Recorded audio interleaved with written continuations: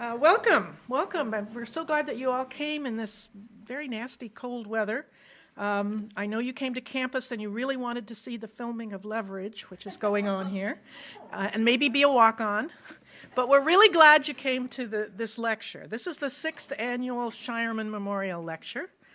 It is in honor of Charles Shireman, who was I guess adjunct would be the right word. He was retired from the University of Chicago, but he came here when Joan came here and kept teaching, and he was a person that many of us were very fond of, and I know many students really appreciated his knowledge in the areas that he taught in. So this is in his honor.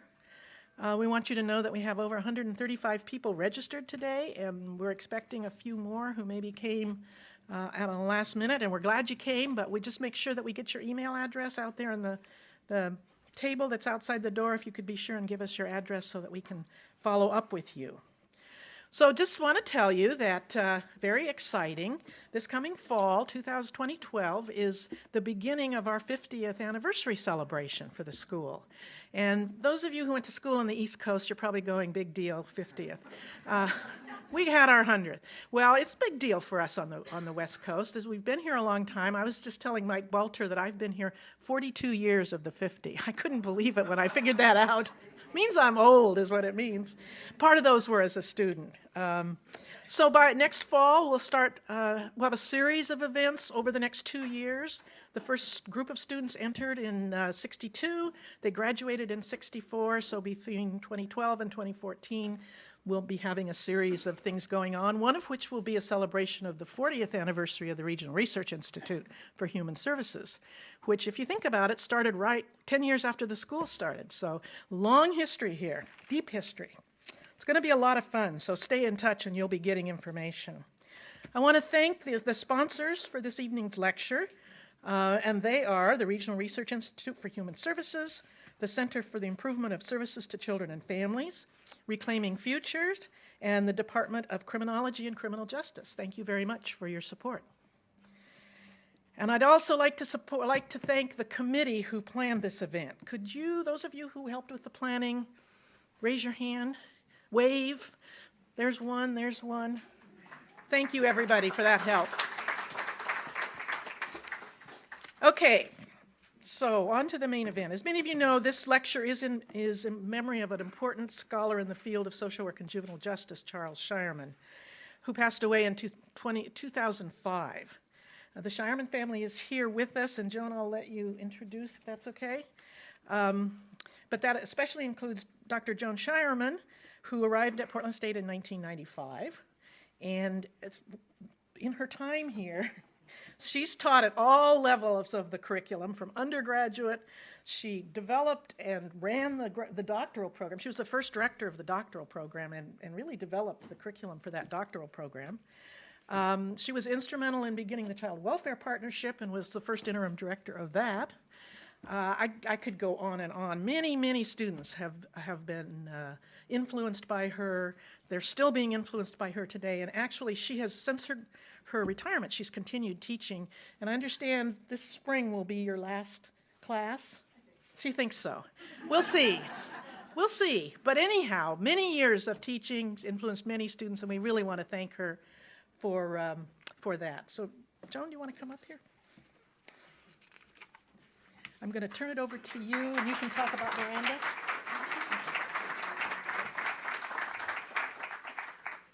So, for all of that work, what do we give you? Some flowers. Hey, how lovely. You want me to put them somewhere? Isn't that gorgeous? Oh, that's just beautiful.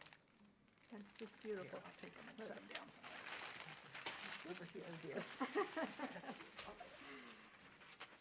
Well, I guess what does it prove? That social workers don't handle flowers real well?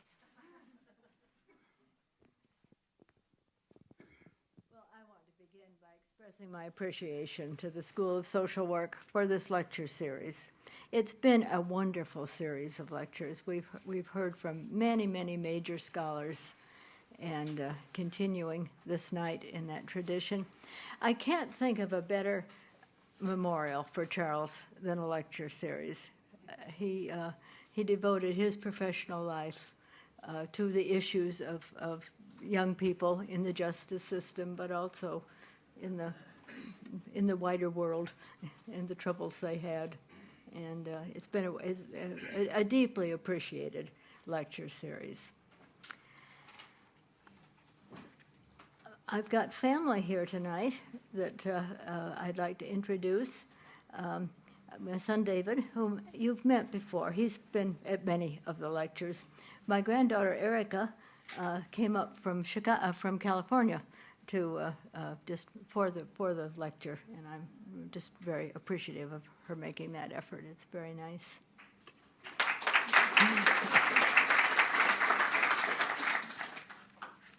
The Shireman family has endowed a scholarship for the School of Social Work. It's for graduate students who are studying in either child welfare or juvenile justice. We've had a number of very good scholarship recipients. And I was asked to introduce this year's scholarship recipient, and I'm delighted to do so. Many of you have contributed to this scholarship, so you know it. Miranda Cunningham is this year's scholarship recipient. This is the second year that Miranda has had the scholarship. She is a PhD student working particularly on those issues of young people transitioning out of foster care. And she's been particularly caught by the obstacles to young people continuing their educational career, both graduating from high school and then moving on into more advanced education. She's a busy woman. She's working on a research project. She's a wife and a mother. She's combining all of these roles with great success, and is about to move into that part of her doctoral program where she's finished her coursework and gets to really move into focusing on these things that particularly interest her. So Miranda, do you want to say a word or two?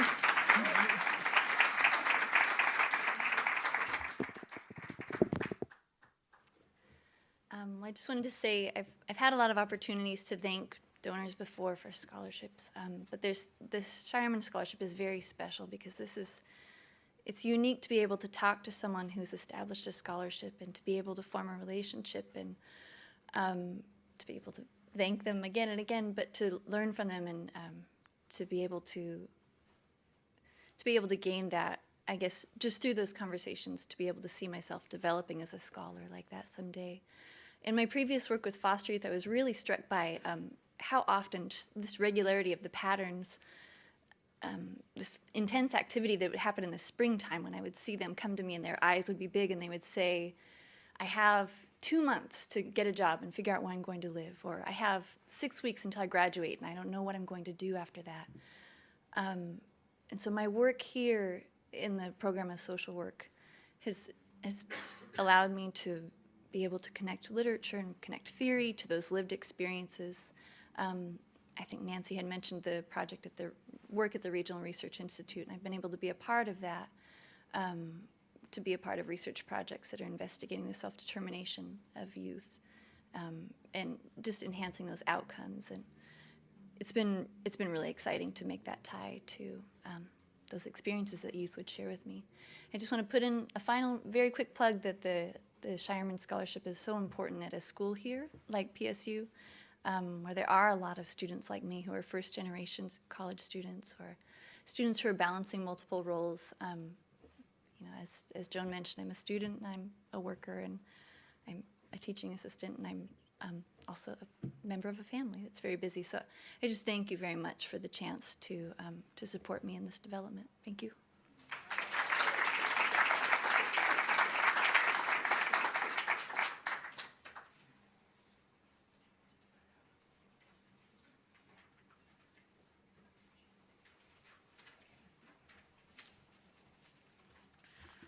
Just have to get our cues straight here. Okay. Now I have the honor of introducing Dr. David Springer, who has been appointed the Dean of the School of Social Work beginning June 1st. And we're all very excited to have him coming on as our 5th dean of the School of Social Work, which is not very many deans given 50 years. So he's coming to us from UT Austin, and we're just really happy to have him here. David.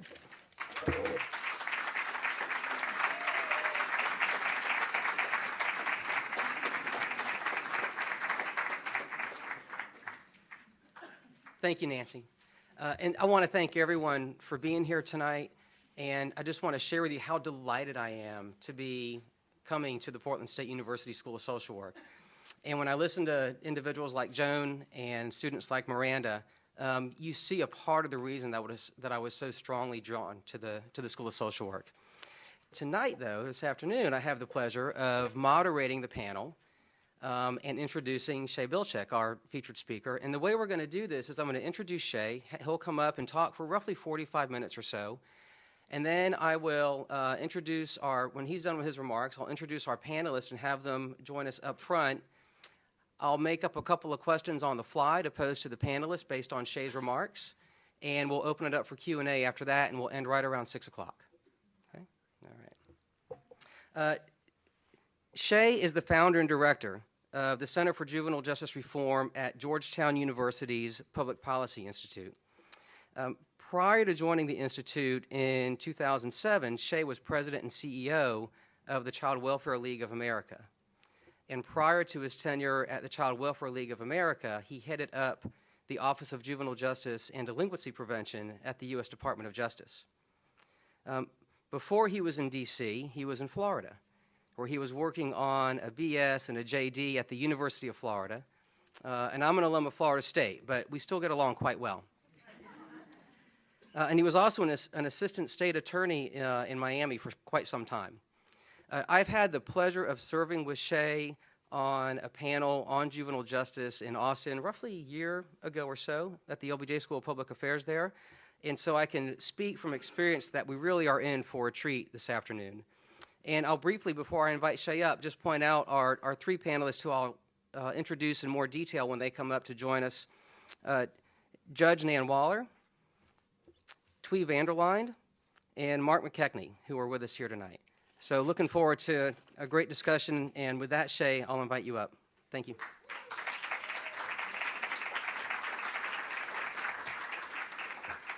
Thank you, David. It's a delight to be here. So now I'm at Georgetown, so we don't have that competition. We just both go out in the bracket together in the NCAA tournament, right? Right. We're losers together. But did y'all notice how Nancy was so light on her feet today? That's the sign of an interim dean about to introduce the new incoming dean and get her life back, right? Right? It's all good, right, Nancy? But and Miranda, congratulations. Twice. What an honor. Yeah. So you're doing a very good balancing act, right? It's really a pleasure to be here. When I was invited, and where's Crystal? Where's Crystal? Thank you, Crystal, for everything you did in bringing me here. When I was invited to do the presentation, and I said, okay, so it's not August in Portland, it's March, so bring the umbrella. You know, don't forget the umbrella, absolutely. So that was a self-fulfilling prophecy in terms of rain and maybe snow, too. Anyway, I'm delighted to be here and delighted and honored to be part of this lecture series. I've been in Portland, in Oregon, probably 30 times in the last 20 years as part of my work at OGJDP, as part of my work at the Child Welfare League of America, and now both the work at Georgetown working with our crossover youth practice model, where we're launching work here in Multnomah County and in Marion County, and also as the steering committee member for the National Reentry Resource Center, I've had occasion to visit with the Oregon Youth Authority on some of the reentry work. So it is, in a sense, my home away from home. I don't think I've visited any other state as often in the past 20 years as I have this great state of Oregon. So it's a delight to be here. I've watched the innovation that's taken place within this state and its local and state leaders having advanced that innovation with great interest on juvenile justice, as well as other child, youth, and family-related issues. whether it be the trailblazing work that I saw as part of Reclaiming Futures, or the cutting-edge efforts undertaken as part of the Juvenile Detention Alternatives Initiative work here, you've demonstrated a vision that embraces the possibility of serving children and youth in a better, more effective way. This is also true, I think, for the groundbreaking work done in the 1990s in building your juvenile justice information system, which is far and away the best juvenile justice information system in the country, in making sure that you have the kind of information you need across the counties and the state government in relation to juvenile justice issues, along with your more recent work to reduce institutional placements and serve youth closer to home. So I'm flattered by the invitation and the opportunity to share my thoughts with you today. Dr. Shireman was a pioneer and distinguished scholar in the juvenile justice field, as demonstrated by his early work while stationed in Germany, helping to develop Germany's first juvenile probation system, and his work at the Hyde Park Youth Project, and as director of the Correctional Outcomes Project. His focus on keeping youth out of the juvenile correctional system and the need for training and workforce efficacy are hallmarks of his work. In this regard, he was a visionary, and he paved the way for systems improvement on so many levels. But he also impacted younger colleagues and students, inspiring them to pursue this area of work. Indeed, there are many in the room who were so inspired by Dr. Shireman, even in his adjunct faculty role. I know they're here because they've told me when they heard I was coming that they were a student of his. So this is his legacy. And Joan, you carry it on with this lecture series and your own work at Portland State University. So no wonder that I felt so compelled to be here with you, and thank you very much for this special honor, and look forward to sharing my thoughts on where I think we are as a juvenile justice field, the progress that we've made, and the challenges that remain. So I think I've been asked to make this address today in part because of my background in juvenile justice issues and in children's issues. My time as a prosecutor in Miami, my time at the U.S. Department of Justice at the Office of Juvenile Justice and Delinquency Prevention, and as the president of the Child Welfare League of America. In each of these positions, my work intersected multiple systems: juvenile justice, child welfare, behavioral health, both substance abuse and mental health, education, and housing, systems on which I will focus my comments today. And it's this experience, I think, that gives me the multi-systems lens through which I view the four corners of the juvenile justice system. But I also stand before you today, as David mentioned, as a research professor and center director at Georgetown University. And even after several years, it is a role, I'll admit to you, that I still am getting used to. So when someone says I'm a scholar, when someone earlier today called me Dr. Bilchik, I'm saying maybe a JD, but not quite sure about the doctor. Or my father would say, not the kind of doctor that would do you any good. So this change in identity is not easy, and my two young children, adult children, did not make it easier as I transitioned to Georgetown from the Child Welfare League of America. When I joined the faculty, they presented me with some quotes on a very nice framed certificate that they thought I would benefit from as I entered this new stage of my career of academia. So I want to share them with you, both as a personal aside and also because at least one of the quotes sets the stage for my comments today. And I hope, being in this academic environment, none of these quotes is insulting to any academic in the room. So the first quote is by Marcel Archard. When I give a lecture, I accept that people will look at their watches, but it's too much to tolerate when they look at it and then raise it to their ears to find out whether it stopped. The second quote is from Albert Camus. Some people talk in their sleep. Lectures talk while others sleep. This one's from Richard Pratt. A university professor set an examination question in which he asked, what is the difference between ignorance and apathy? And was compelled to give an A+ to the student who answered simply and succinctly, I don't know and I don't care. See, I know this is a smart audience, because most audiences pause for a second and then they get it. But this one from Socrates is the one I like the best, and I think it's the one that my two kids wanted me to hear the most. I cannot teach anybody anything. I can only make them think. So in my comments today, in this lecture, I hope to make you think about how we as a community of professionals, what I will call the child and youth serving field, can build upon our work to date to create a stronger juvenile justice system and a smarter juvenile justice system. It's my belief that we are indeed primed to get to this next level of work, of practice and policy in juvenile justice in this country. The work in which many of you in this room have been engaged, I think, has set this to happen, set stage for this to happen. This is the work of progressive reformers focused on multi-system and collaborative work across the country. Systems of care, wraparound services, juvenile justice and child welfare systems improvement, work being developed at our center at Georgetown and through organizations all over the country. Indeed, there's a different kind of field building underway. It's no longer just the juvenile justice field, the behavioral health field, the child welfare field, or the education field, or the youth development field. These fields are doing their work. I think they're viewing their work, maybe out of necessity, but in a different way, across systems. As some have framed this, including Portland State University's Laura Burney-Nissen, these are boundary spanners. They're people who think outside the silo or the four corners of the system in which they work. But I'm getting ahead of myself, because what I also want to suggest is that there's a more basic lens through which we need to view our work. That what we are all working to provide in the juvenile justice system, as well as across these other systems or fields that I've mentioned, is very difficult, very profound, and some would say very simple. But simply to provide love, opportunity, and hope for our children and youth who touch the juvenile justice system. Love, opportunity, and hope.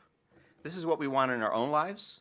It is what we should provide for all of our children, no matter what system in which we find them. To love and be loved back in a healthy way, to have opportunities, particularly opportunities for skill building and meaningful work, and to have hope for the future, hope that life will get better, that today isn't the best day my life will get. I think that's how all of us want to live our lives. We want to wake up in the morning and say, well, yeah, it's pretty good, but it can get better. And for too many of our young people, they don't have those elements in their life. They don't have, in particular, that hope for the future. So I think it's these three things that are at the heart of what we do each and every day in working with our young people, who are some of the most challenged and challenging in our communities. Rabbi Harold Kushner, in his book, Living a Life That Matters, said, we don't have to do great things, headline-grabbing deeds to matter to the world. Everyone who puts in an honest day's work, everyone who goes out of his or her way to help a neighbor, everyone who makes a child laugh, changes the world for the better. In the same book, he quotes Dr. Dean Ornish, our survival depends on the healing power of love, intimacy, and relationships. Markita Erglova, the singer-songwriter of the movie and now Broadway production Once, and the Oscar award-winning song Falling Away, said in her acceptance speech, this song was written from the perspective of hope. And hope at the end of the day connects us all, no matter how different we might be. That's what we do in this broadened notion of a juvenile justice system, as well as in child welfare or these other fields. If we do our work well, we provide hope for the young people we come in contact with. So I hear a lot about connections in the dialogue about our work. I interpret this to mean connections that lead to love, intimacy, and relationships. In juvenile justice, I think this is a connection to treatment and to positive pro-social influences that can help guide and provide hope for the future, while also providing for the public safety. So I begin my presentation with these thoughts because of the lessons learned in my career are if we get these basics right, if we remind ourselves each and every day in doing this work that ultimately, working within our systems or across our systems, these are our goals. I think we have a better chance of succeeding in our work to reduce juvenile delinquency and to get better, broader outcomes for the young people with whom we come in contact. I saw my work in the Miami-Dade State Attorney's Office as a prosecutor for 16 years, and at OJJDP, and at the Child Welfare League of America, the pathway children too often follow, from histories of child abuse and neglect, ungovernability, running away, truancy, to minor offending, and then on to theft or substance abuse, marijuana, and then more serious offending.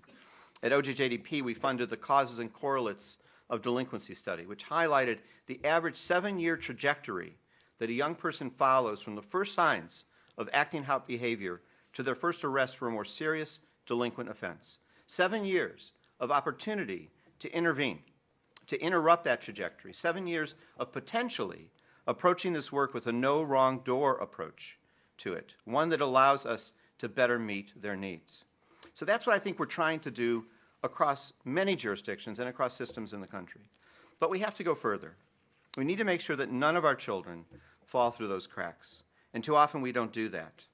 I'd like to amplify this with a story. It comes from a different field, but I think it makes my point in a very powerful way.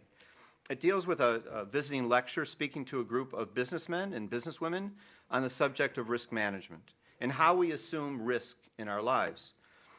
To drive home one of his points, he asked a volunteer from the audience about a series of hypotheticals to answer the hypotheticals. So the first hypothetical was this. Imagine that I have a huge steel I-beam in front of the podium. It's 15 feet long, it's 6 inches high, and is 6 inches wide. If I put it on the floor in front of the audience here, would you be willing to walk across it for $50? Volunteer thought for a minute and said, on the floor, low risk, sure, I would assume that risk. Second hypothetical. Imagine the I-beam has been suspended high above the ground between two sides of a gorge. There's a 300-foot drop into a bed of rocks. It's about a 30-foot wide steel I-beam at this point. I'll give you $100 to walk across the I-beam. Will you assume the risk? And the volunteer said, no, that's way too much risk to assume for $100, so I'm not going to do it. So now he said, imagine my third and final hypothetical. It's the same gorge. It's the same steel I-beam, except I'm on one side now and you're on the other. And I've got one of your children, and I'm holding your child by the hand over the edge of the gorge, and I'm offering you $200 to walk across the I-beam, somehow get across the I-beam, and grab your child by the hand, or else I will drop your child into that bed of rocks. Volunteer paused for a second and said, can I ask you a question before I answer? Lecturer said, sure, not expecting the question. Which one of my kids do you have?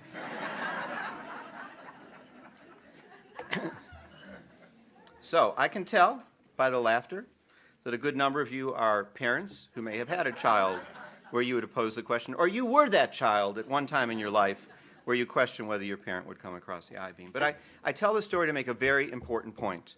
You're unlikely to ever meet an individual who says that he or she does not care about children. All of us truly want what is best for children on some level. But the way we express it seems to vary a great deal. The volunteer in my story was being asked a very clear question. Exactly what steps will you take to help a child? What kind of priority do children have for you when the going gets tough, when there are choices to be made? And the answer revealed what may be an even harder question, which is, which children are you willing to help? So the truth of the matter is we know that the vast majority, the vast majority of parents would do whatever it would take to get across that I-beam. In fact, virtually every adult would do whatever they needed to do to grab that child by the hand, to protect them from some harm. But as a system, as a society, perhaps through our benign neglect, we don't. And kids are slipping through those cracks, and to one extent or another, falling into that gorge. Maybe not to their death, but to some negative outcome that we otherwise could prevent if we did our work in a different way. And too often, too many of these children are children without power.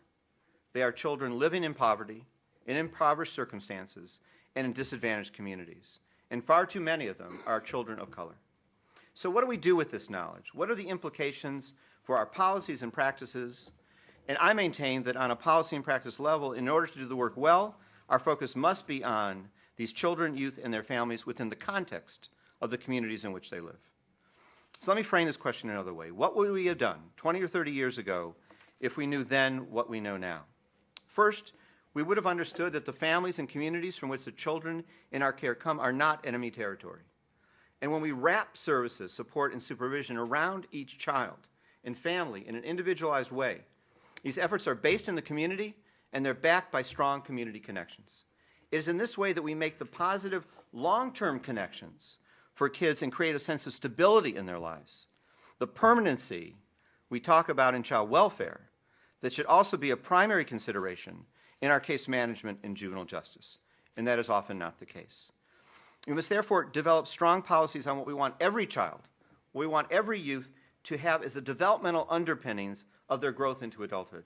Policies that encompass juvenile justice, behavioral health, child welfare, and education, but are also family-focused.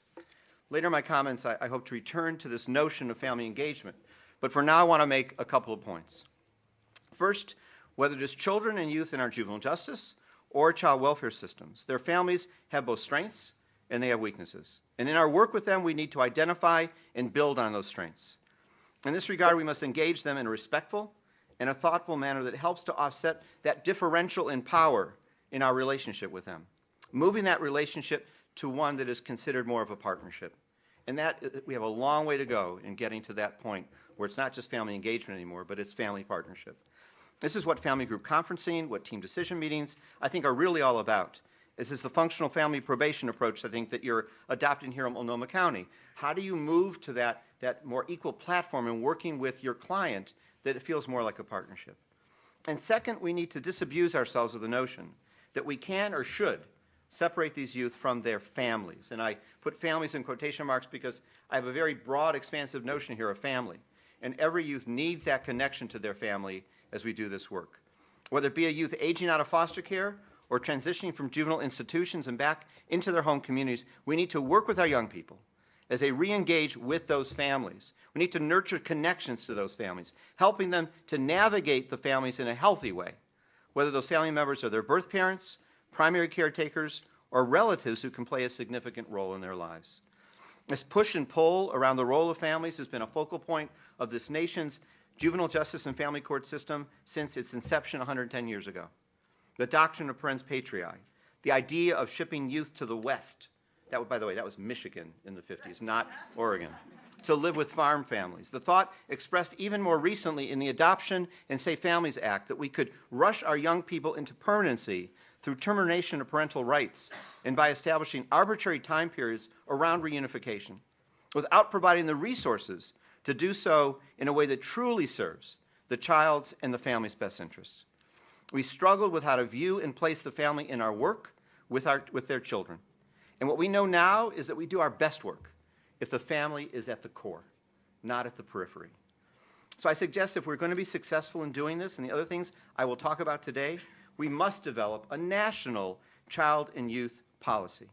Actually, a set of policies that cut across HHS, the Department of Justice, Department of Education, Department of Labor, HUD, just to name a few.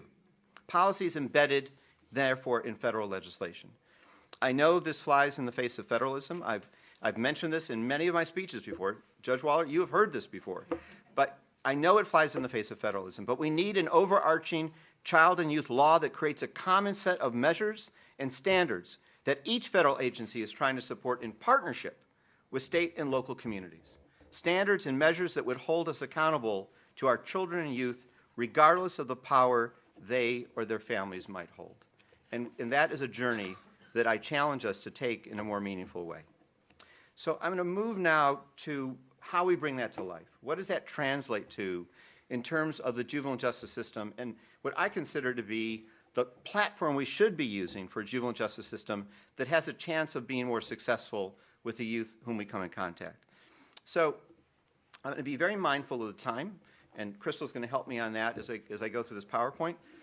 So I might be flying a little bit through these, but I wanted you to have a notion of where I was coming from in my thinking about what these elements of what I would say the modern-day juvenile justice system needs to look like.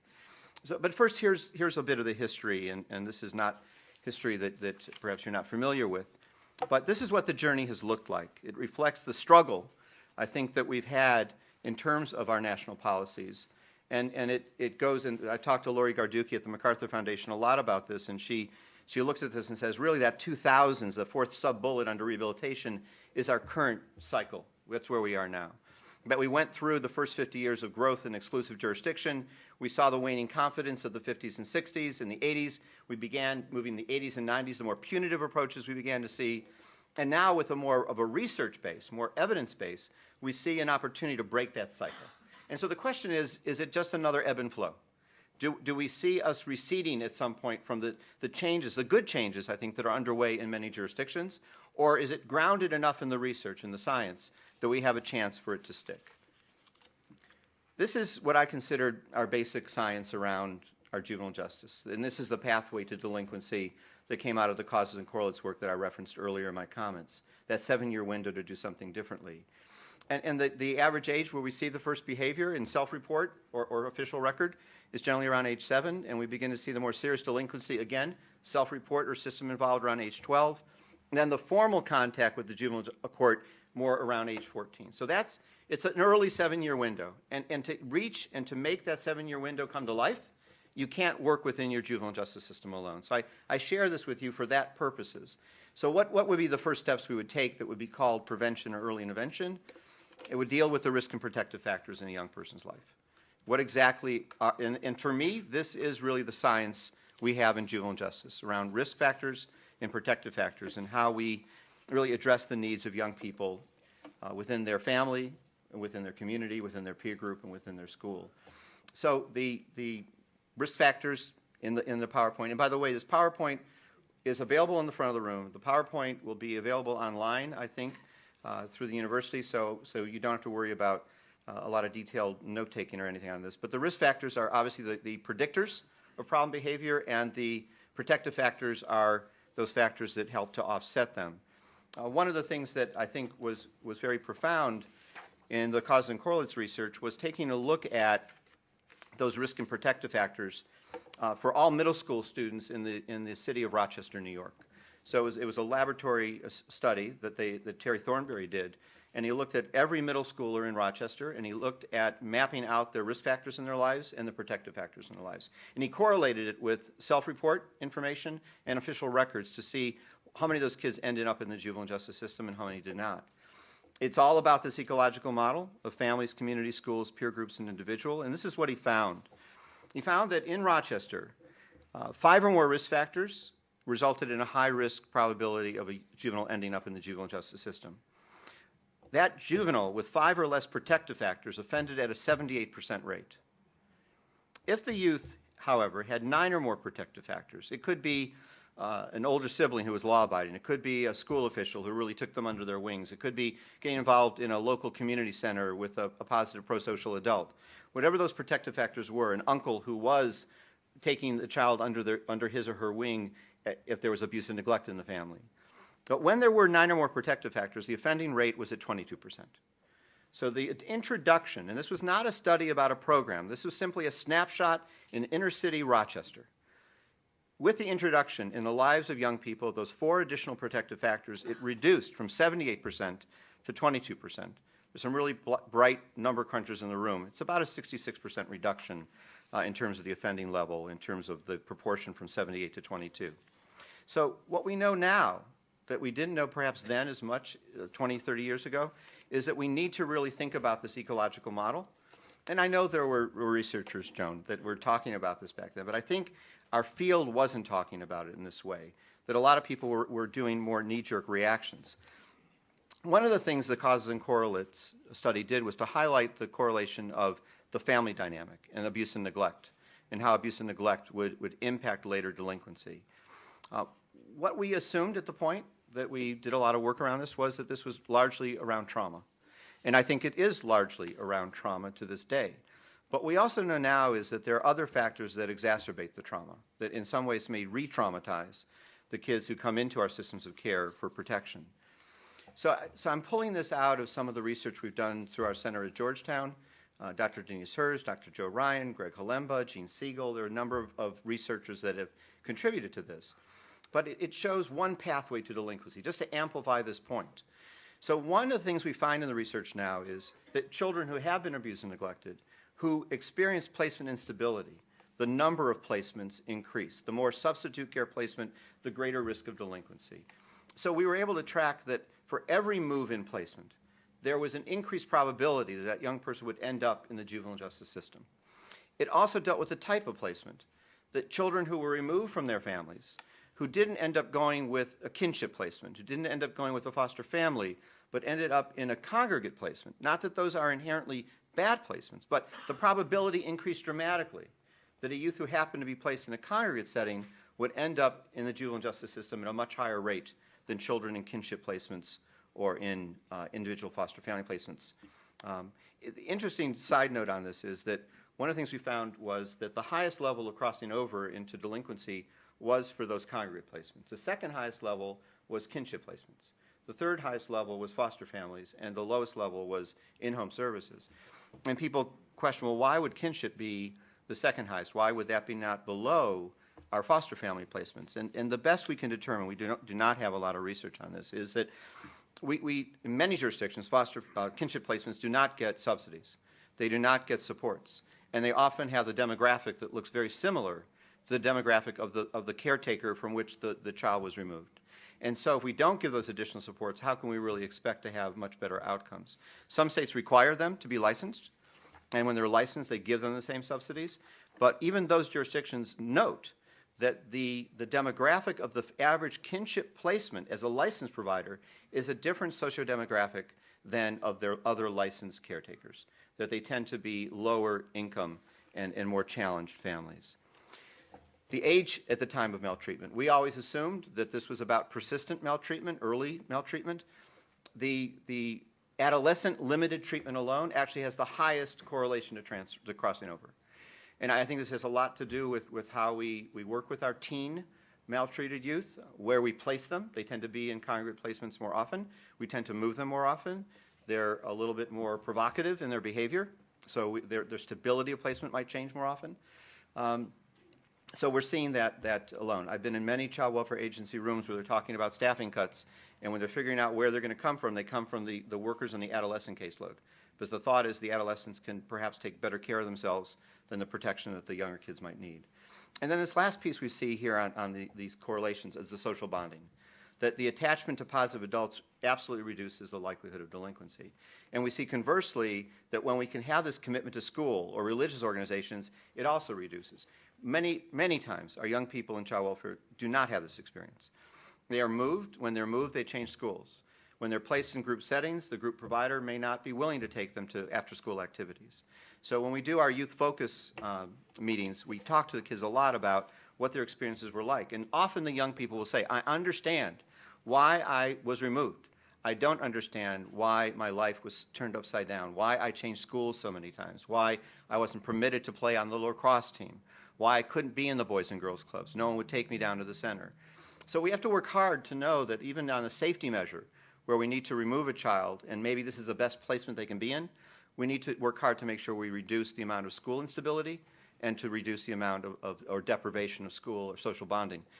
We're working with a lot of jurisdictions that take this issue on, and when they look at their data about school issues and school performance, and that was mentioned earlier about some of the work, Joan and Miranda, that you're all focusing on, one of the things we see in the characteristics is a lot of these kids are truant, they're dropping out, and they have low academic performance.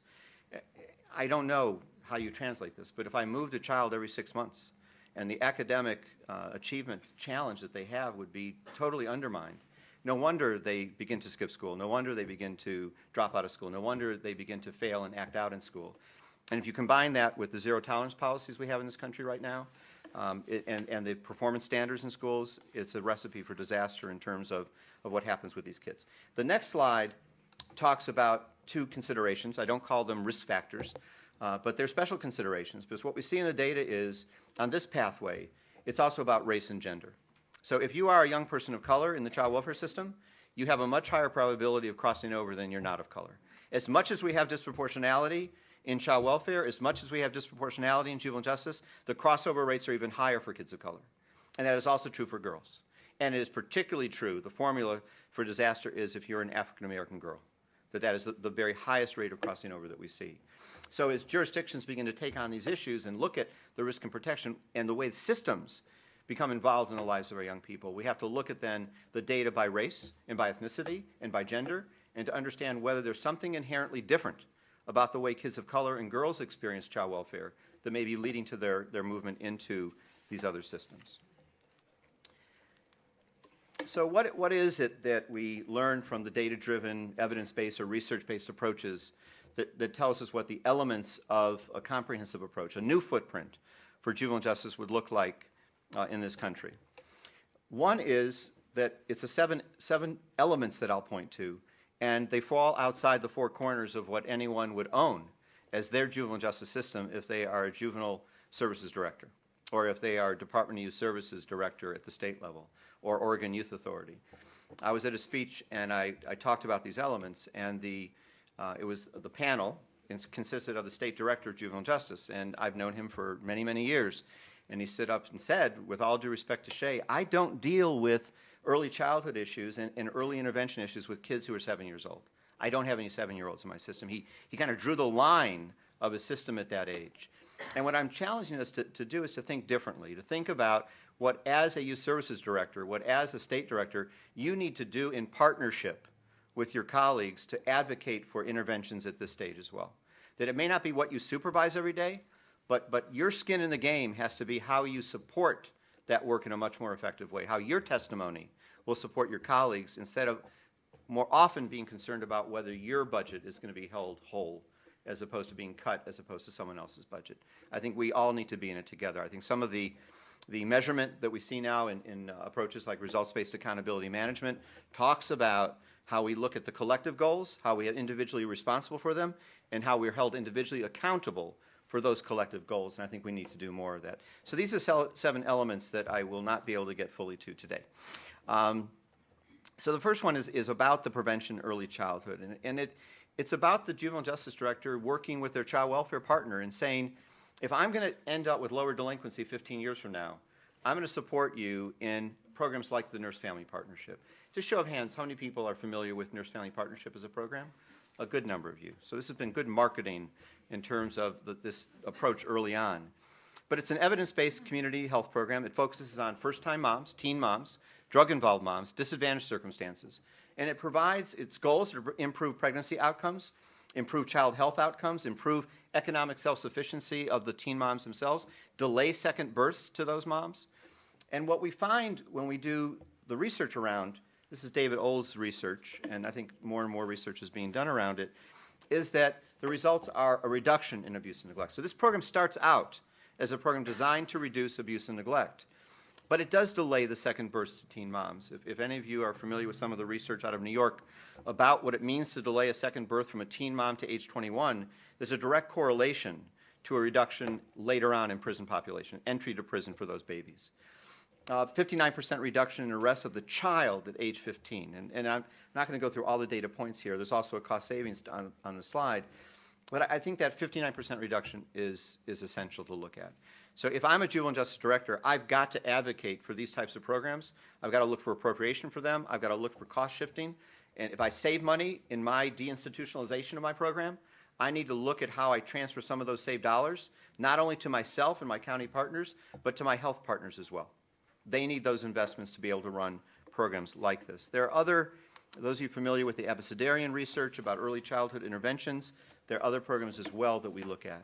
I wanted to focus on this particular program in the early intervention category, because it deals with some of the school challenges we've been facing for kids as early as elementary school, but also in middle school.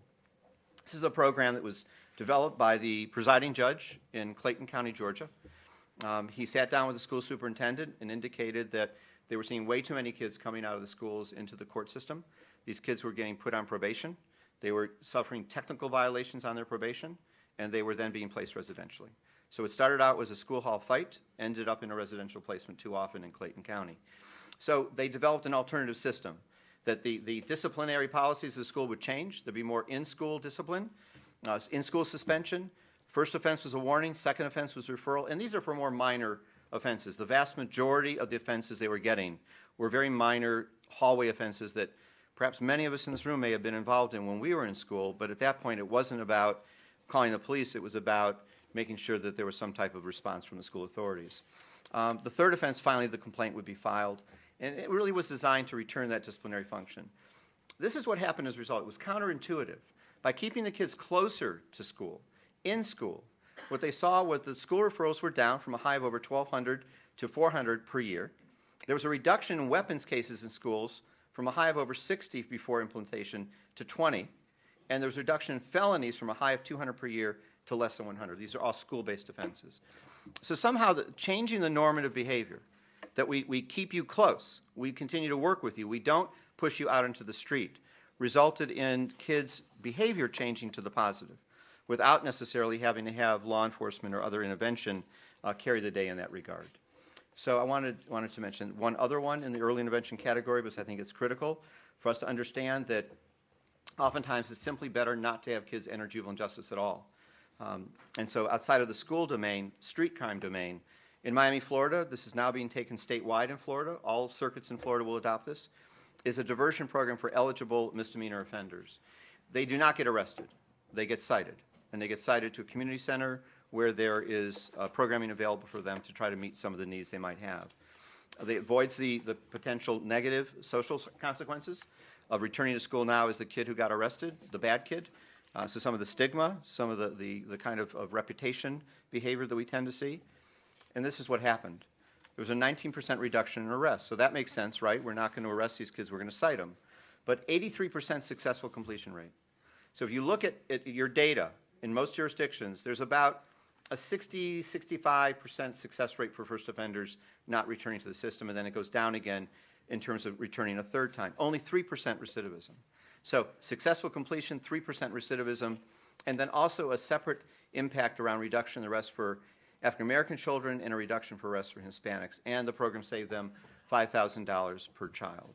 That money was all reinvested in the front end of their system for community-based prevention activities. So again, it's getting outside the four corners. This is the Juvenile Services Director for Miami-Dade County who implemented the program, transferring dollars into prevention activities that were outside of her budget.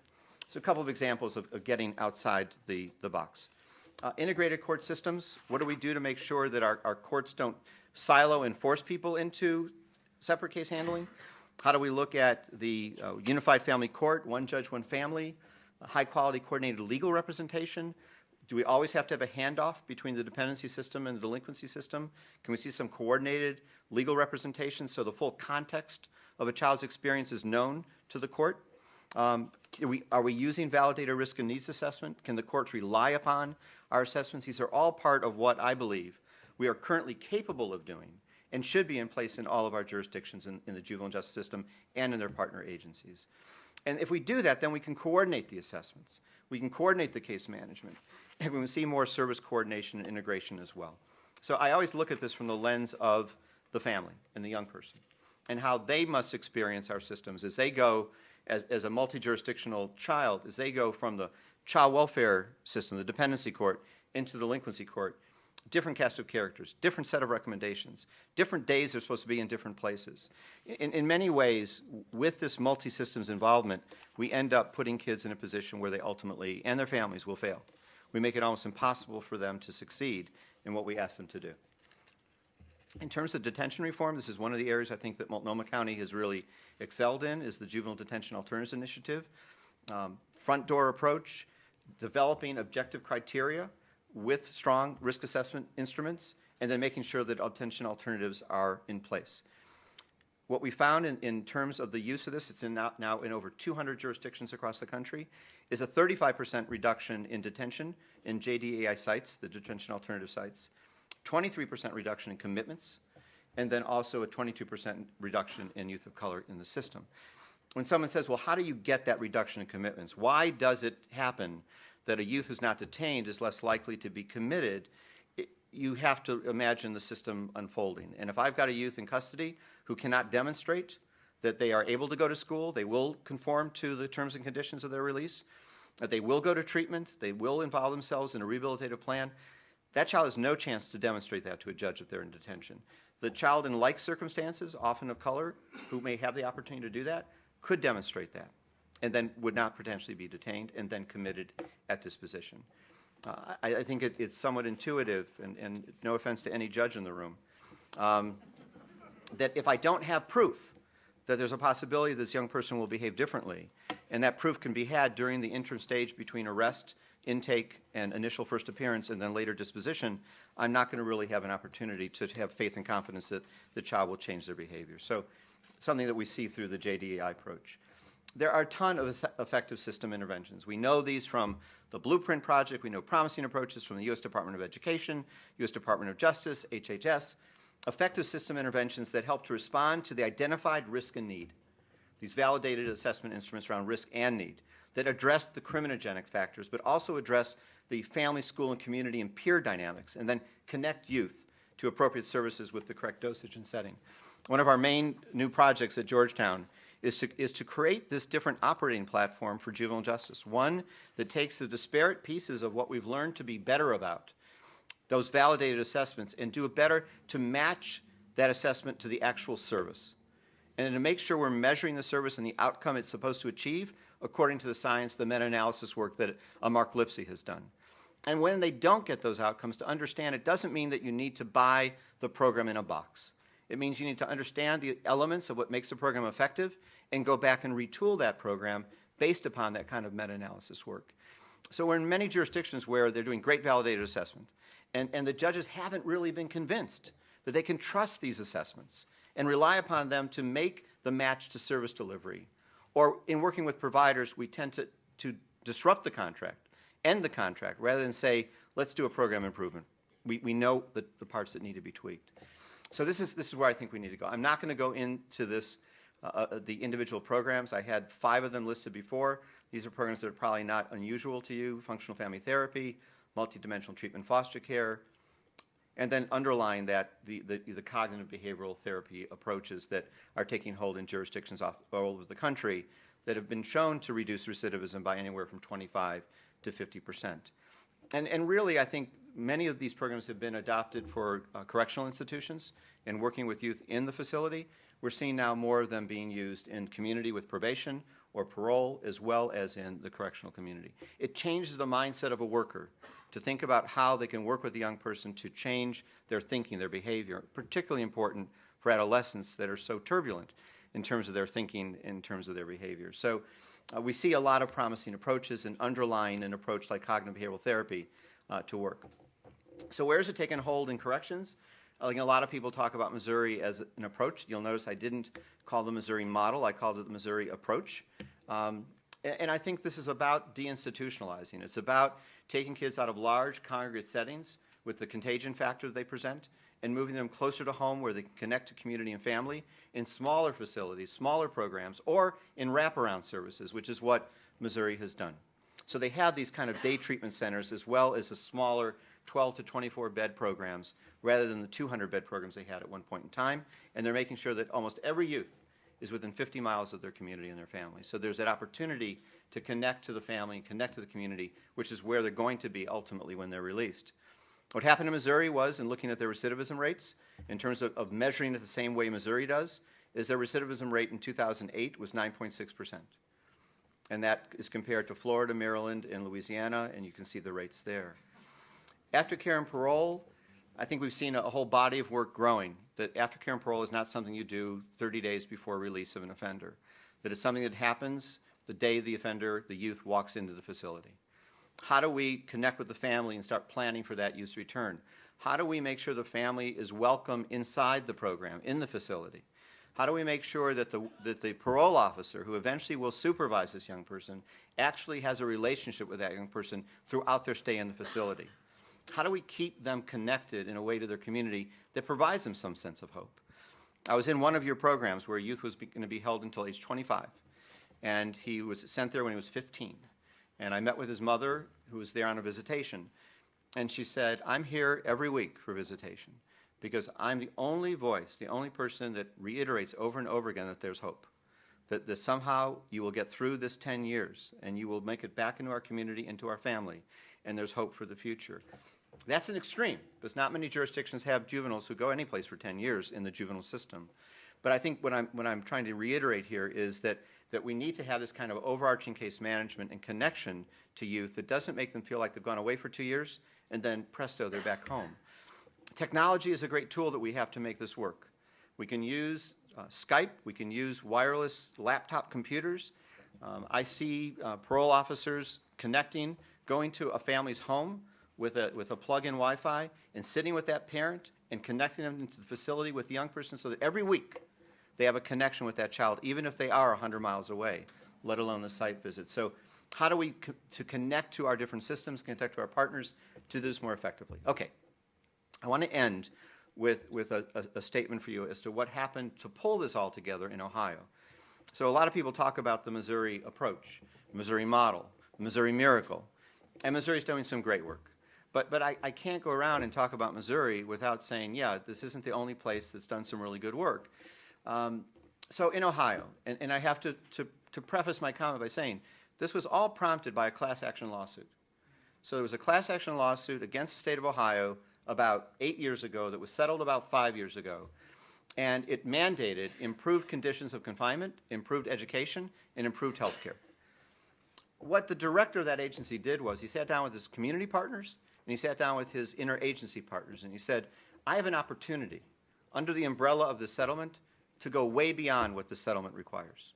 I have an opportunity to do a complete realignment and reinvestment strategy. I'm going to close about 2/3 of my beds, and I'm going to bring these kids back home, but I'm going to do it in a planful, thoughtful way over the next 5 years. And that's what he did. He closed facilities, but he then struck an agreement with the legislature, with his governor's backing, to reinvest most of those dollars into his local court partners. And they then built capacity. He contracted with the University of Cincinnati and Kent State University. They then trained local courts and providers. They built a validated assessment instrument that the courts could rely upon. So now they've gone from 1,800 kids to 600 kids. So if I'm saying that to a location in California and say, well, we're going to do that. We're going to go from 2,000 kids to none. The difference is, and I think this is a challenge to Oregon, you are going to deinstitutionalize. There are less and less beds that you will have. The question is going to be, how planful a process will it be? How will the state work with the counties and the courts to build the kind of capacity, the partnership between the state and local government? If I'm sitting with a Board of Supervisor member in LA County, he's going to look the state official right in the eye, and he's going to say, I don't trust you. I've been at that dinner party. And that's what he said, I don't trust you. You'll give me the money in the first year, but then it will be gone. It'll be the ultimate bait and switch. So what they did in Ohio was they had Reclaim Ohio, which is a reinvestment formula. They created targeted reclaim. They created behavioral health, juvenile justice, actually based upon the wonderful Reclaiming Futures work that was done across the country. They built upon that model, and they then built the capacity. They regionalized the services, and they built a continuum of care that saw many of those kids that would have been in state institutions in either local residential or even more so with wraparound services. And then they built in a strong evaluation and outcome system to measure it. And what they could tell their funders, the legislature, was that they reduced recidivism. That as much as the 600 kids who stayed behind in their state facilities, using cognitive behavioral therapy, using more therapeutic interventions, they actually reduced the recidivism for them as well. So that's the story we need to tell. That is what using these 7 footprint elements gets you if you think outside your silo as a juvenile justice director and you think about the partnerships that you can form. So I promise, Crystal, last one. Yeah, last one. I don't want to lose sight of the overarching policy frame that we do have in this country. We do not have one that in any way, shape, or form satisfies me in terms of the kind of elements I'm talking about today. But we do have these core protections on deinstitutionalizing status offenders, that we cannot be locking up kids who are runaways or truants in the name of protecting them, that we cannot see kids found in adult jails or lockups with adult offenders. We know what happens to them in terms of depression and suicide. We need to keep them sight and sound separated as well. And we need to make sure we keep focused on the disproportionate minority representation of kids of color and what we do about it. And if I have to make a comment on these 4 protections, this is the weakest one.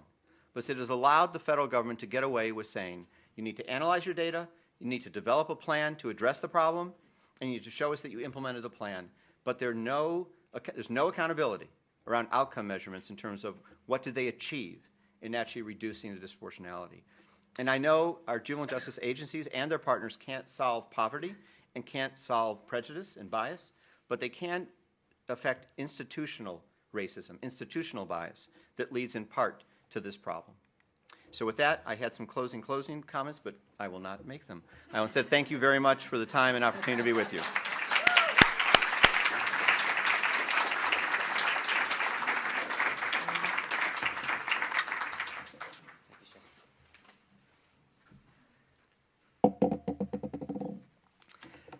Thank you, Shay. Every time I hear Shay speak, I learn something new. I'd like to invite our panelists up, if they would. And while they're coming up, I'll introduce them. I'll pose 1 or 2 questions to them, and then we'll open it up for Q&A. Chief Family Court Judge Nan Waller is with us. Nan became the presiding judge for the Multnomah County Circuit Court in 2012 after serving as the Chief Family Court Judge in Multnomah County for 5 years. She serves on numerous boards, too many to list here, and she's received a number of awards, the most recent of which is being named the National CASA Judge of the Year in 2011.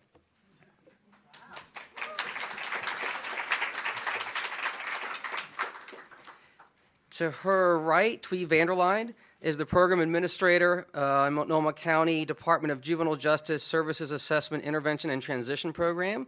Twee has her MSW, which I think she got in the late 80s, and co-chairs the School of Social Work's Cultural Competence and Diversity Council and has volunteered in that effort for a number of years.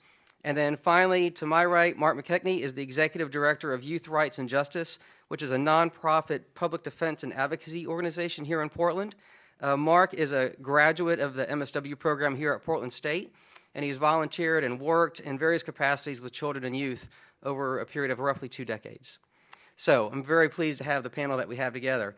And I think what I'd like to do, just to start us off, is ask each of you to briefly respond to one of Shay's 7 core elements that you heard him talk about. He covered a range of issues, from early prevention to parole and aftercare, and also covered some territory around the important issue of disproportionate minority contact, the school-to-prison pipeline, and I'm wondering, what efforts do you see, how these challenges and issues and efforts are playing out in Multnomah County from the perspective that you bring?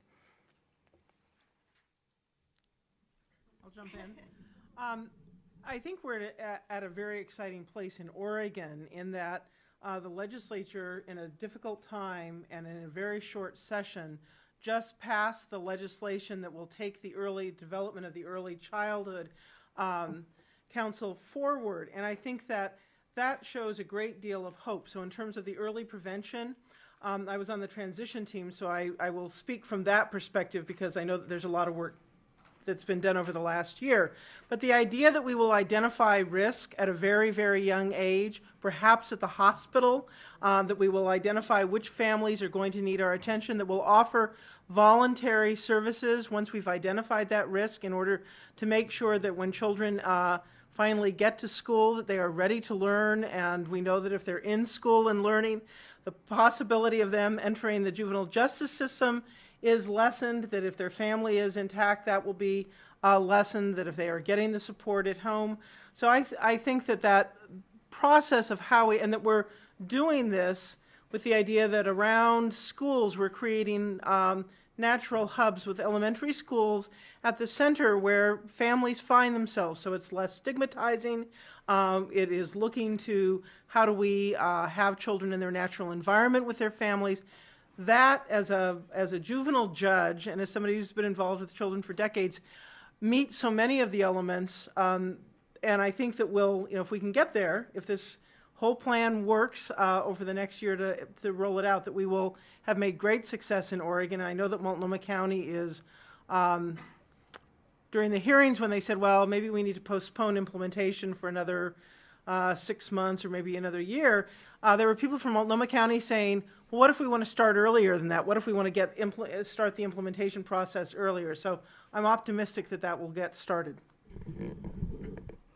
Our department has been in this, dealing with this challenge for the last 15, 20 years, would you say, Judge? Mm-hmm. Starting out with a partnership with the detention reform, and that's our first ever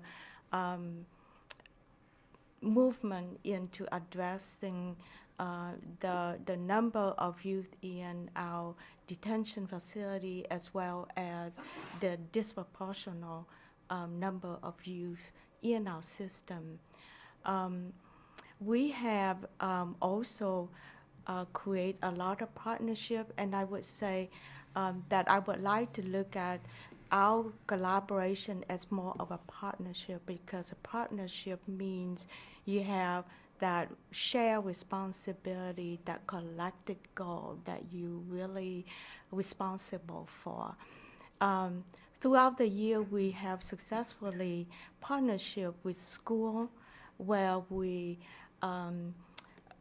do a lot of in-school discipline so that our children and youth who are under our supervision will not be expelled or suspended.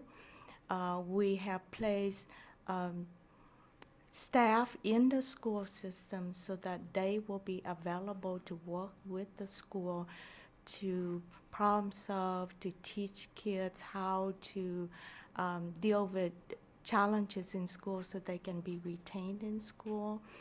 We partnership with the two biggest state agency, which is a child welfare agency as well as the Oregon Youth Authority, to really address the number of kids that we have in our system, and how do we build a continuum of, for us, the prevention is meaning that we somehow at the front end, we don't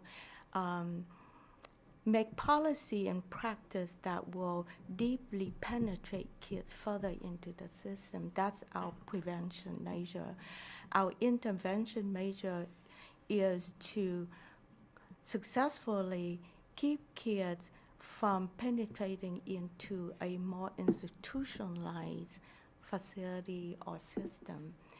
And then we partnership with the Oregon Youth Authority to help re-entry our kids from the correction institution back into the community where there's hope, there's connection, there's support, natural support for these children to reintegrate into the society. Thank you. You started out with a tough question. I was hoping for something easier to start off with. I think I'm optimistic in the sense that I see both locally and our state moving in a direction that's consistent with all the things described during the presentation. I think the challenge, though, is that for people who are not steeped in this research and have not learned by experience that many of the approaches we've been taking for so long have been counterproductive, there's still a great deal of fear among the public and a great misunderstanding about why people break the law, why kids break the law, and what is going to turn them around. And many of the approaches still favored by the public at large are exactly the things that we know make the problem worse. And I also think that I'm seeing a shift, but also for the different players and systems that operate outside of the court system and the juvenile justice system. I think for many years, and there's still some remaining legacy of this, that they see the juvenile justice system as sort of the final fix for those kids who could not be turned around earlier by the schools or by other systems. And we still see in some cases professionals sort of biding their time. When are they going to finally run away or steal something or hit somebody so we can call the police and get them the help that they really need, because we haven't been able to provide it so far. And I think the lesson here is that the interventions that work are not the purview of any single system. They can be done by any of these systems and, frankly, are much more effective when they're done much earlier. Thank you. I'll pose one more question and then open it up. Going back to Shay's opening remarks, he reminded us that really the purpose of the juvenile justice system and any of the systems in which these youth are coming to us from is to provide love, to provide opportunity, and to provide hope. And so in a few words, if there was any one thing that you'd like to see us do in the state of Oregon or in Multnomah County particularly to enhance or amplify our efforts to provide love, to provide opportunity, or to provide hope to the youth that you see, what's that one thing that you'd like to see us do?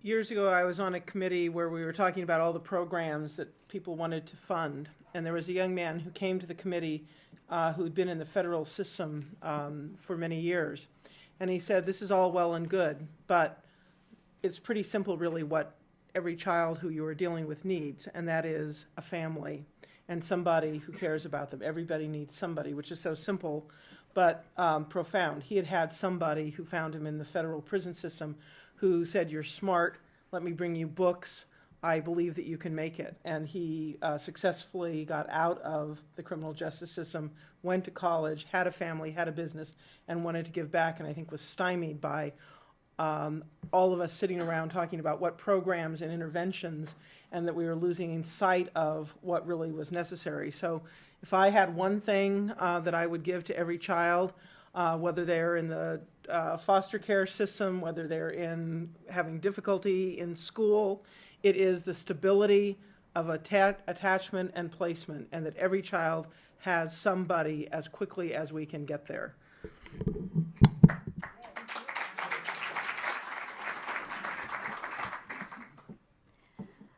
I have worked with kids who have not been in school for 2 years or more, have so far behind in school that they cannot even see themselves have a diploma or any hope of getting anywhere.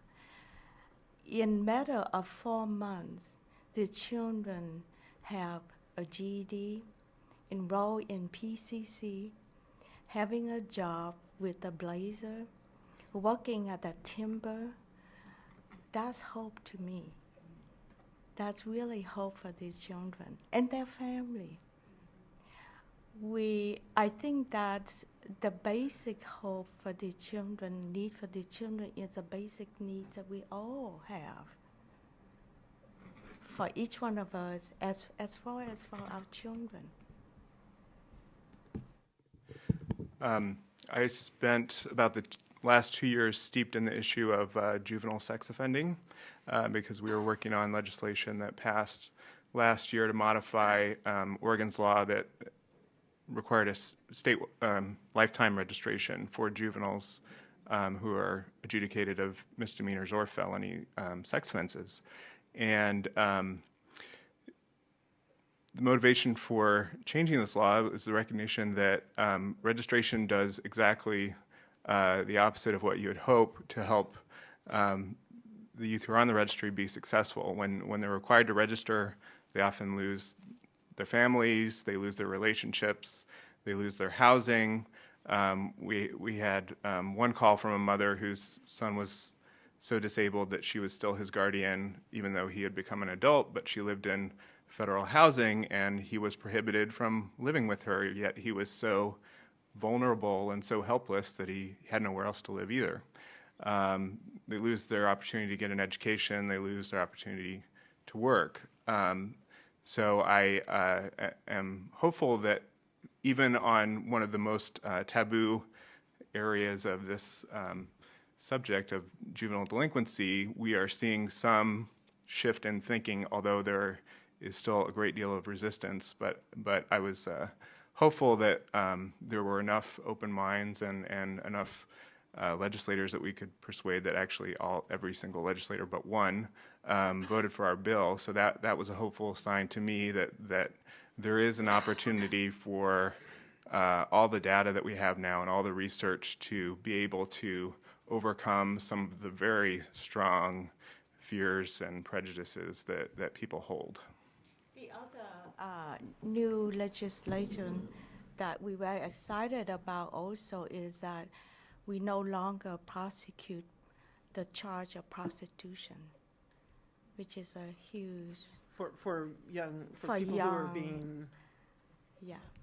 They're victims. For not adult offenders. as well as adults and juvenile females. Can I say one other thing? Please. I think that, Michael,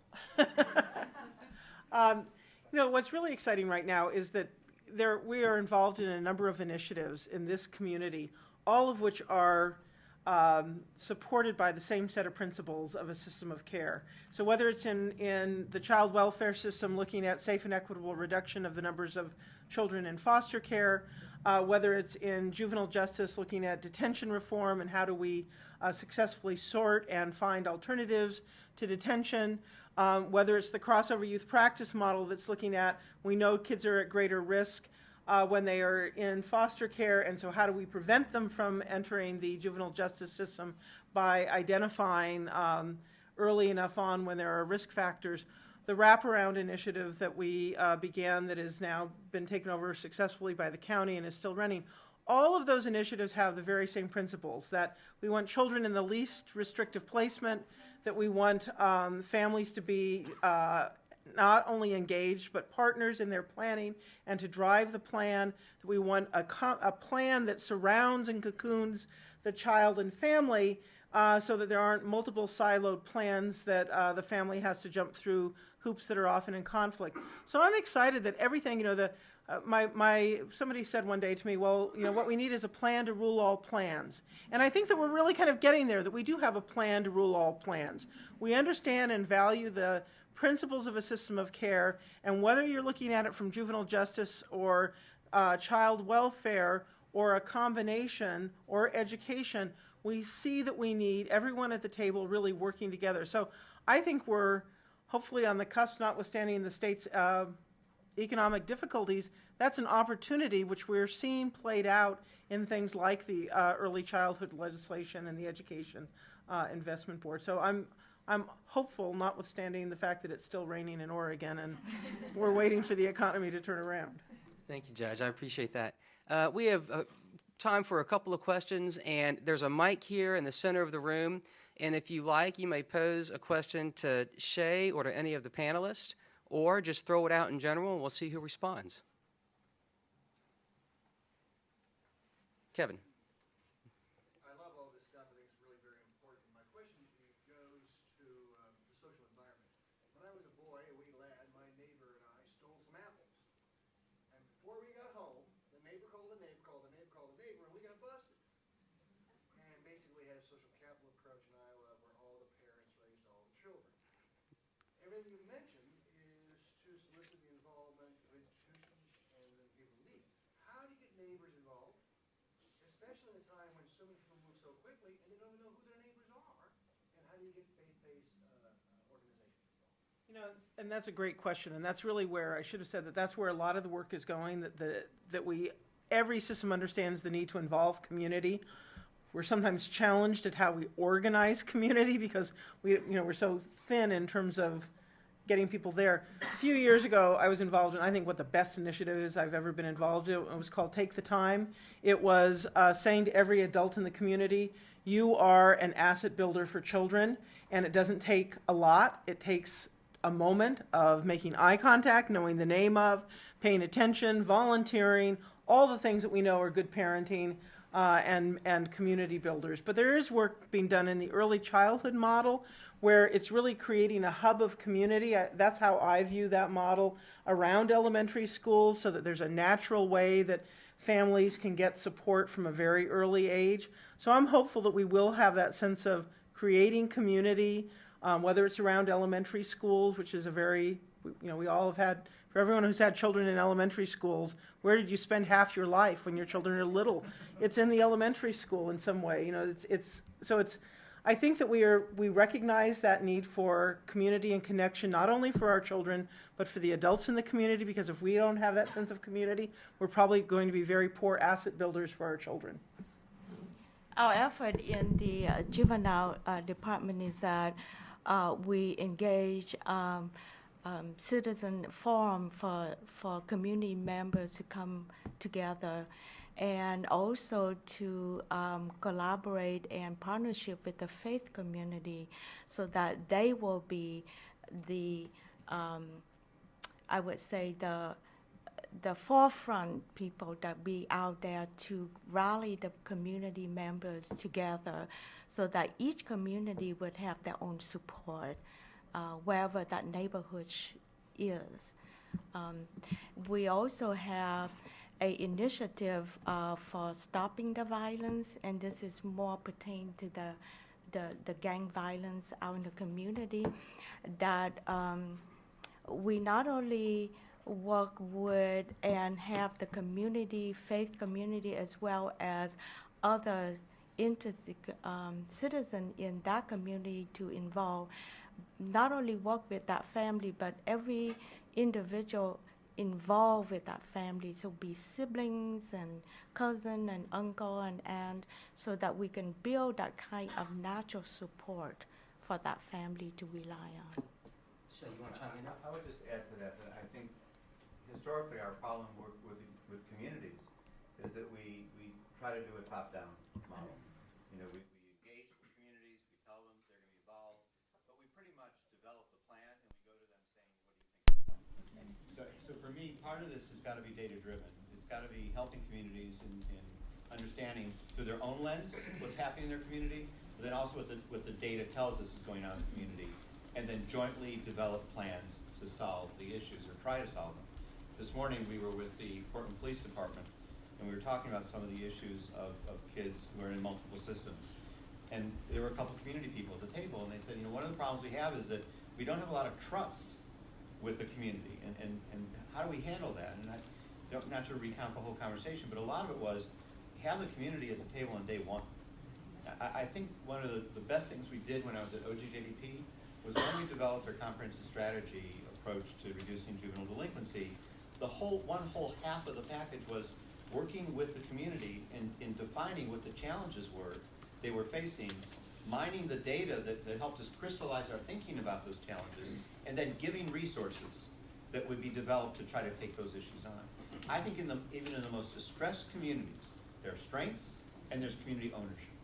And if we are respectful in how we bring communities to the table, they are willing to engage us and build trust over time. But I can tell you, from my own personal experience, I'm sure many of you have had the same, you will walk in on day one and you will not be trusted.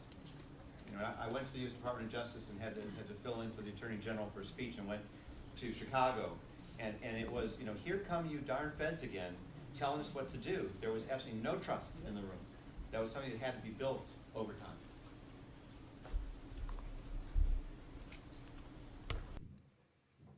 We have time for one more question. Yes, ma'am. So I had a question around overrepresentation and disproportionalities and disparate treatment. Given that in 2050, a little over 30 years from now, 1 in 4 Americans will be Hispanic. And 30 years from now, what will we be saying about disproportionality, disparate treatment, and competence? What will we be saying if we knew then what we know now about those effective models for reducing disproportionality, disparate treatment, and addressing cultural and linguistic competence with those EDPs and models for systems reform? Did everyone hear the question? Okay.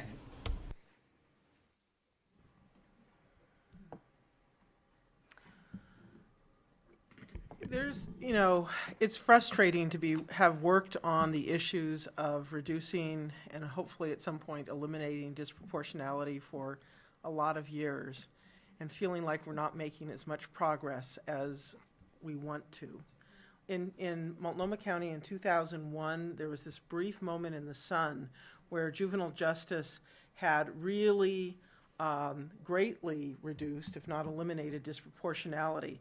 2001, for those of you who've lived here for the last 10 years, was when the budget cuts then began, and we've been down a road cutting ever since. Not that that's all about, I mean, not that it's a question of funding, but when you reduce alternatives, when you have fewer supports for families, we had these great family centers that were our diversion plan, where families would get the support that they need. Cut, no longer. So families now, or kids now, it's not until much later in the game, when things are more serious, that they get help, when sometimes they need help. And that's just outrageous. You know, from the work that I've done, I think that we need every single system, and then the community, obviously, at the table, to be operating together. We can't do this kind of, well, child welfare will do their thing and juvenile justice will do their thing. We need an integrated approach where people are really looking at all of the underlying factors, and we won't be as successful as we need to be unless we are also dealing with the bigger issues of inequity of employment, poverty. You look at what's happened during this recession, the gap has grown to unbelievable bounds that we never expected, and a lot of the good work that's been done in terms of reducing economic disparities has been gone. So unless we work all the levers at one time, I fear that we'll just be making some progress but not sufficient progress.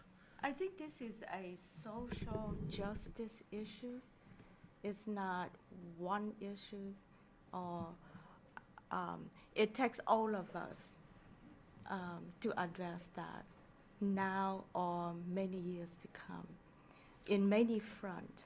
because from a policy practice, from moral belief, social norm, we all impact that issue in one way or another. Unless we willing to face it and critically looking at what we have in place, what we're willing to change, what we're willing to address, then we see that cycle happen again 20 years from now. When you asked your question, my thought was it's hard to imagine the answer to your question because we're so far away that it's hard to even imagine what could change or what might change in that period of time. And I would sort of contrast what Multnomah County has done with disparities in school discipline. In a detention context, they can develop a standardized, validated risk assessment instrument that really mitigates the bias of individuals in making decisions about who should be in detention and who should not be in detention. We have not diagnosed, let alone treated the problem in any similar way in the schools because, I mean, what we know is that there's huge variation from classroom to classroom and school to school in terms of racial disparities in school discipline. And those who study this issue have been saying from the beginning that you have to diagnose the problem at the classroom level. You have to look at which teachers are sending their students out of class and what the disparities are in those referrals. And for many reasons, we're not doing that. And, you know, another area where we have a similar problem is arrests. While they try to correct the disparities at the juvenile detention house, the disparities of who gets arrested still persist because people like police officers and teachers who I think, you know, legitimately to some degree fear that trying to measure this problem will simply result in blaming certain people for discrimination. But we really can't make progress, in my opinion, on this issue until we try to diagnose the problem at that level and focus where the problem stems from, who's involved in disproportionately contributing to that problem, and then doing something about it, and hopefully doing it in a way that just doesn't punish or blame them, but helps educate them and develop skills so that they can remedy and change their own behavior and find other ways to respond. Shay, I final word? would just add to Mark's point that this isn't one actually that we felt we need to go to what we would know then that we don't know now. I mean, we know a lot now about what it takes to deal with oppressive behavior, what it means to look at decision points that take place in our systems and begin to change how we make those decisions. Part of that for me is you shine a light on them through the data. And so someone might say, well, we have very punitive schools. We suspend and expel a lot of kids. But the data would shine a light on the fact that kids of color experience that in a different way than kids not of color. I don't know how many of you saw the statewide study in Texas that was released, where they looked at the 6-year experience of every middle schooler and high schooler in the entire state of Texas. And over 50% of the kids were suspended or expelled in the state school system during the course of their academic career. Over 50% were suspended or expelled in the state of Texas. A very punitive environment. But when they then broke it out by discretionary versus mandatory expulsions, 97% of those expulsions were discretionary. And then when you broke it out by race and ethnicity, it was predominantly discretionary suspension expulsion decisions against kids of color. So if you shine a light with the data and you use a decision point analysis, you can really begin to lift up where it's happening, how it's happening, and how we're individually contributing to it. And I know that we're out of time, but Shay, the thing that I really look at, I agree that we've done good work in terms of decision point analysis, and we're doing it in child welfare. But what we're still left with is what's happening in our community, what's happening with people. And we certainly have seen over the past few days, kind of the national discussion because of a terribly tragic incident began to really, again, percolate. And that's the piece that I don't know how we successfully deal with. We can work on changing organizations, will that change individuals in the community in terms of how they respond and the environment that children find themselves in, which we know needs to be supportive and cocooning of hope. But if you walk down the street and people are afraid of you, that is not a very supportive, cocooning, hopeful community. Right. How we get to the ladders. And the good news for me, I suppose, is that we have people like Shay and Nan and Twee and Mark working on these very issues. And so it gives me a sense of hope, I suppose. I want to thank Shay and I want to thank our panelists for being here with us this evening. Shay, I hope you have safe travels. I'd like to extend my gratitude to the Shireman family and to the sponsors for making tonight's event a possibility. Crystal, where are you? I know you and others worked really hard on putting this event together tonight, and thank you for your work. And I know it's time for us to stop because I see ice cream in the back. And for those of you that don't know, the ice cream is provided by the New Avenues for Youth Ben & Jerry's Scoop Shop. And it's time for us to break and enjoy the treat. Thank you, everyone, for being here tonight.